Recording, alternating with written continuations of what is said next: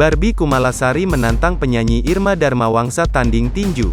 Perselisihan di antara keduanya tampak makin memanas menyusul peristiwa penjambretan kalung pada tanggal 9 Maret silam. Tantangan ini disampaikan melalui akun media sosial pribadinya.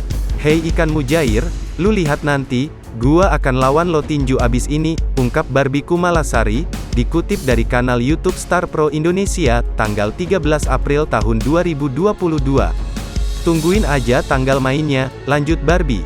Mendengar tantangan Barbie, Irma Darmawangsa tampaknya tidak takut. Ia menerima ajakan itu dengan senang hati. "Siapa takut? Gua gak masalah kalau lo mau nantangin gua," ungkap Irma. Peristiwa ini menjadi kesekian kalinya tantangan tinju dilayangkan oleh artis kepada artis lain di Indonesia. Sebelumnya, Aldi Taher vs Vicky Prasetyo menjadi laga tinju selebriti pertama yang digembar-gemborkan media. Hal itu disusul dengan pertandingan antara Aska Corbuzier dan Vicky Prasetyo.